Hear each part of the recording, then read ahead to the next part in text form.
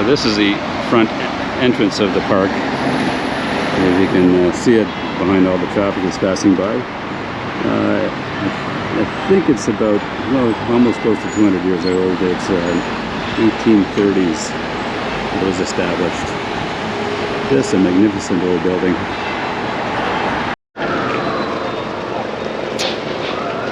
This is Copenhagen City Hall.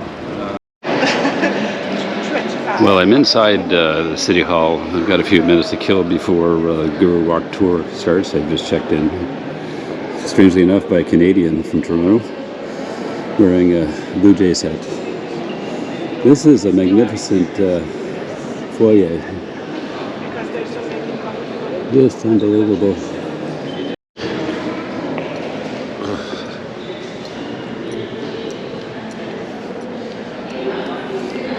Congratulations. Thank you. Would you be so helpful and take a picture of us? Oh, of course I would. Well, that small video I took of the lucky, beautiful nuptials there, they wanted me to take a picture of them, so I obliged, of course. And they look pretty happy to tie the knot. Very attractive couple. So Jack, the tour guide, was just explaining that Denmark allows foreigners to basically get married. All it takes is 300 euros and 7 minutes of your time. Divorce is quite quick too. It only takes filling out paperwork, and after 48 hours, if both parties consent, then divorce is completed. By the way, it's just an update on Tivoli amusement park. It's actually is the third largest one. The largest is just about half an hour outside the city of Copenhagen, and the second is in Siena. Walt Disney actually used a lot of ideas from Tivoli Park to actually build Disney World. This is the back of the Municipal Hall Courthouse, actually. And here's where they had actually public execution by axe. It was abolished in 1933. But they did execute soldiers for desertion, that sort of thing, by firing squad. Denmark actually legalized gay marriages in the 1930s, and I walked by the oldest gay bar in Europe, and that was established in the 1930s as well. Very progressive society. Just outside the Royal Palace and the seat of the Danish government. Interesting story that Jack had mentioned. The water, drinking water, actually in Denmark was very poor, and so of course they reverted to drinking beer. I heard the same story in Bruges last year, and people would make their own beer at home. And if people got sick of after drinking their beer, then people would have to wear signs around their neck saying, "I make bad beer." Then J.C. Jacobsen brought standardization to brewing beer, and J.C. Jacobsen is the founder of Carlsberg beer, and apparently he claimed it is the best beer in the world. So these are the parliamentary buildings, and apparently the Prime Minister's residence is number 11, just slightly ahead of 10 Downing. Bit of a joke. Immigration in Denmark. They basically, well, Denmark is part of the EU, but they wanted two conditions for joining the EU. One was that they keep the Danish krone, and secondly, they would control their own immigration. Apparently, to become a citizen of Denmark, it takes 8 years, and basically you have to pass a fairly lengthy, thorough test. And you have to have a minimum understanding of Danish. If, in the event that during those 8 years you have a speeding ticket, then they add on 5 more years. So So this post actually has a bit of a history to it. Apparently, in the mid-1800s, if you weren't married by 25, they would tie you to the post and pour cinnamon on you. And if you weren't married by 30, then they would pour pepper over your body. In the rural countries, outside of Copenhagen, they'll park an old beat-up camper and spray paint it with your name and phone number. And I'll show you a picture of that. I just took a picture from Jack's phone. Apparently, the Danish are very liberal. The nudity is not an issue. That they have a lot of shows that show full nudity. And there is a bungee jump area that apparently if you go and bungee jump naked, then they won't charge you. It got so popular that there were boards and boards of naked people who basically gathered around, and then of course the police had to put a stop to it. Blue is really the work. As I said before, the Danish don't like this to show off their wealth, but they do in their homes. It's quite pretty, very, very pretty. So this is the royal palace for the Queen Margrethe II, and she's 84 years old, and she's going to be stepping down. This is the residence of the next reigning monarch, Prince Frederick, and his wife Mary. Frederick basically was too well known in Denmark. He couldn't go very far, so he ended up deciding to take a trip in Australia, incognito. And so there, in a bar, he met this girl, Mary, and Mary was impressed with him, how polite he was.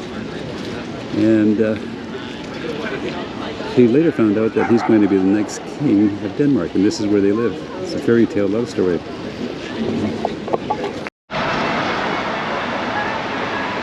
So the tour has just been completed, and I'm just going to be walking on my own. Apparently the statue of the Little Mermaid is about a 20-minute walk from here, and I think I'm going to skip it, mainly because it's really humid, and the canal tour by boat is something I'd like to do, but it's sheltered, and I don't know how hot it's going to be in the inside, but we'll see. I'm going to go back to the port of Copenhagen to see a little bit more of the port. That's where I can catch the boat. Anyway, more later. Backwards. As you can see, it's pretty crowded over here. A lot of tourists, a lot of restaurants, cafes. A lot of boats tied up.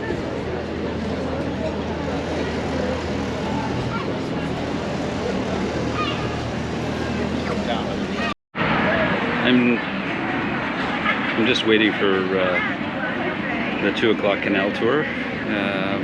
It's only 1 hour long. I think I can get it in, and then I'll probably head back to the hotel, pick up my laundry, find a laundromat, and then go from there. One of the interesting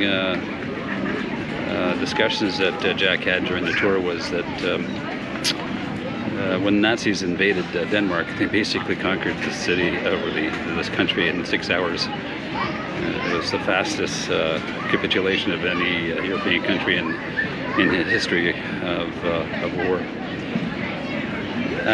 Initially, Germany wanted to operate as a protectorate, basically have them remain independent but under German rule.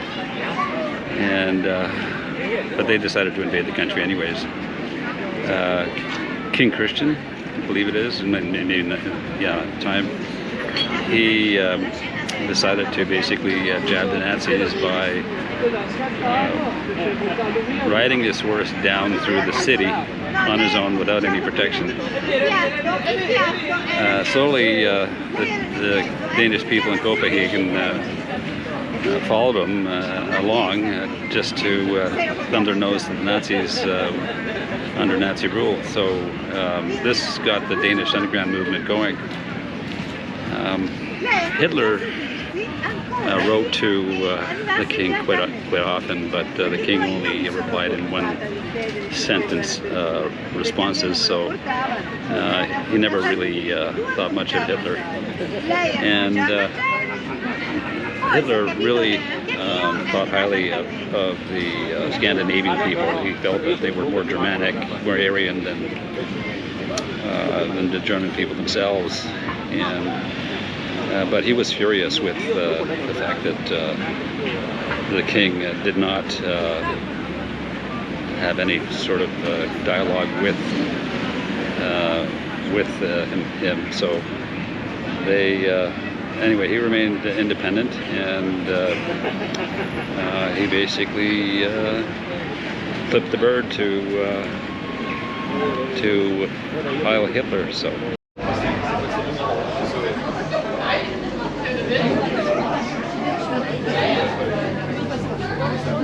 Here, this is the Opera Park. It actually just opened up this year, but it has already gotten very popular. They have a really nice cafe and restaurant in there, very aesthetic. Copenhagen and of course, right next to the Opera Park, we have the beautiful Opera of Copenhagen. Så har vi den lille operapark herinde ved højre side, som vi sejler forbi nu. Den er altså lige åbnet i år, men den er også blevet rigtig. Also coming up on your right side in front of you, flagship of the Danish Navy. It was used during the Cold War, but it accidentally set off some missiles that destroyed 4 homes. Here up on the grass. Ever since then, it's been mothballed. Very loud, and the sun will naturally rise around.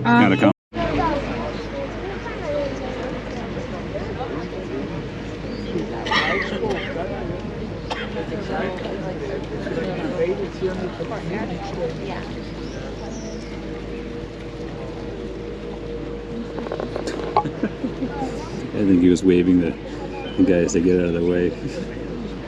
The captain. Funny.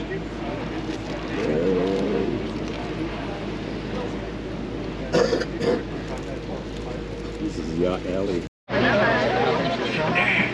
This bridge looks like a sailboat there with 5 masts.